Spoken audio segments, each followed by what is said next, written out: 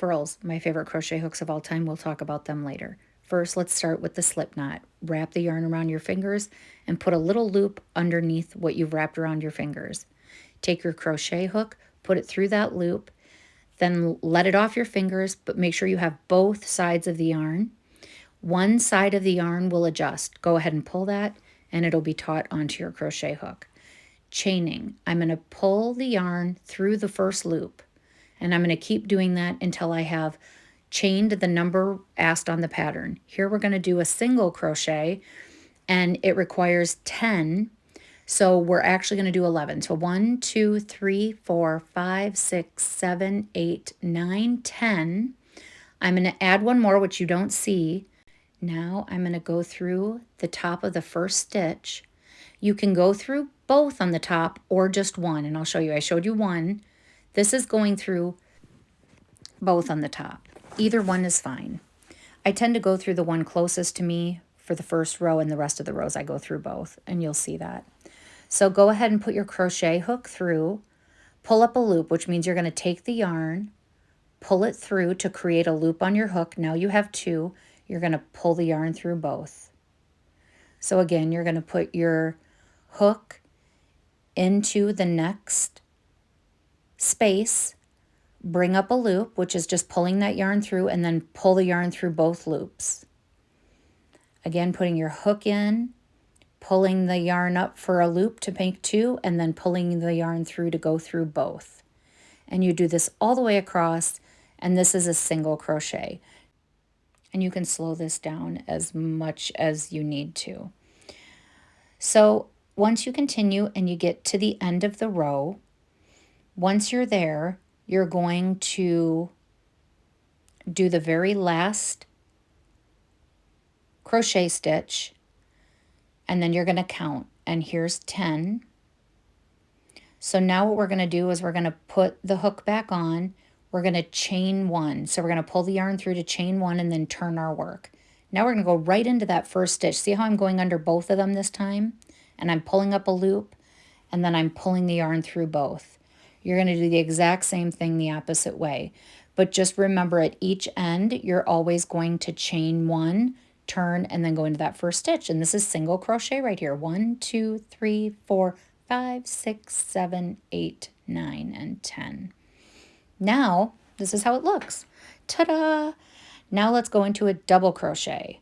So we're going to start at the fourth chain from the hook.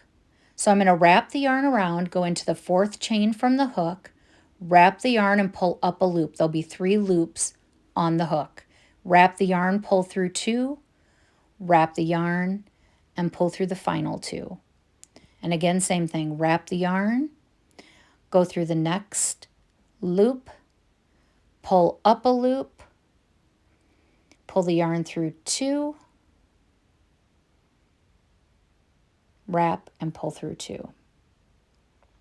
So the whole time you're going to be, for the double crochet, you're going to be wrapping the yarn around the hook before you even go into the next stitch, pulling up a loop. There'll be 3 on the hook. Then you wrap the yarn, pull through 2, wrap the yarn, pull through 2. Now at the end of a row on a double crochet, you are going to chain 3. Instead of 1, you're going to chain 3, because the very first chain 3 will be your first double crochet of the next row. And that I didn't understand when I began. I'm self-taught crocheting, so that's something that took a while for me to understand. So here is row 1, okay? And so now what you're going to see me do is chain 3. 1, 2, 3. Now I'm going to turn my work. Okay, so the chain 3 is the first stitch, so I'm going to skip that one. In the second chain space, I'm going to wrap the yarn around the hook, put it through that stitch, pull a loop up. So now I have 3 loops. Pull the yarn through 2, pull the yarn through the next 2. Same thing again, wrap the yarn, go through the next stitch, pull up a loop, wrap and go through 2, wrap the yarn and go through 2 more. And you continue this. And if you're going to do another row again at the end of the row, you'll chain 3, and that'll actually be the first stitch of the following row. So take your time with this. You can slow this down as much as you would like. Enjoy it, have fun with it. And I want to talk about these Furl crochet hooks. I am in love with them. I have been asking for them to work with me for a very long time, and finally got an amazing yes. So if you go to my profile and underneath my P.O. box, you will see, if you're looking on TikTok, you will see a link tree. Click on that link tree and go to Furls and enjoy shopping, looking around. I will tell you their items sell out quite fast.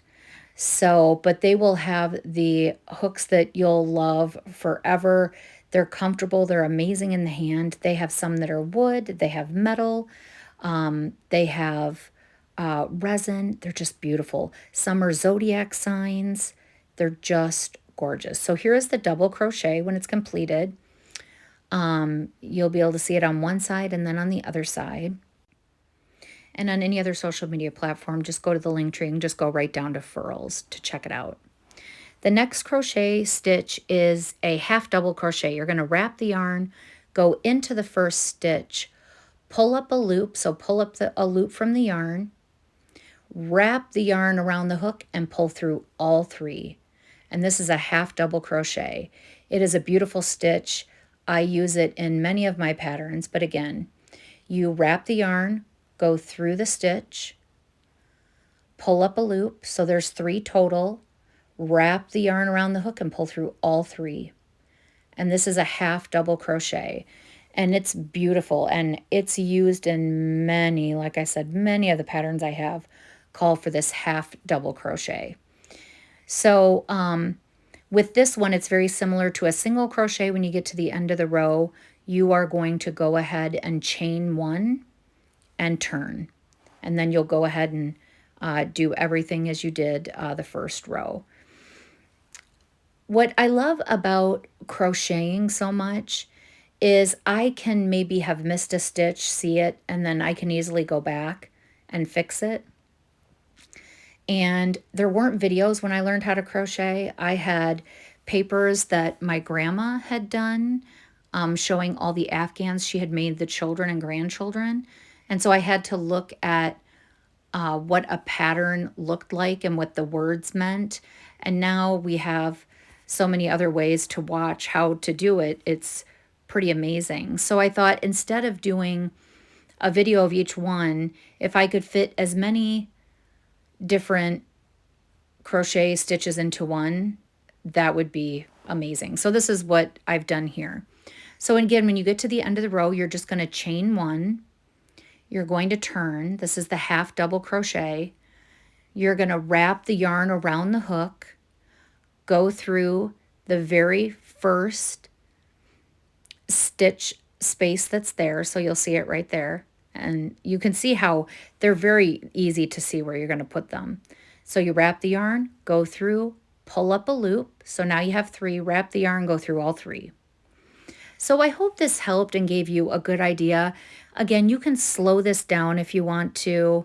Again, this is self-care for me because once I get going on a pattern and it's a repetitive stitch, it's very much like tangling for me. And I can just, my mind just goes somewhere else and just relaxes, and I love it. So you can check out all the different links of other self-care things that I do. I hope this helped those of you who maybe have not crocheted before, or even those of you who are, amazing.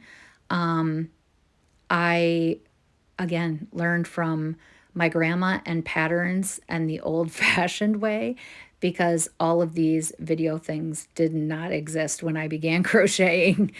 But I do love it. And check out Furls through my link in my link tree. Check them out. Let me know what you think. The Zodiac ones are amazing. They're just awesome. So everybody, take care of yourselves.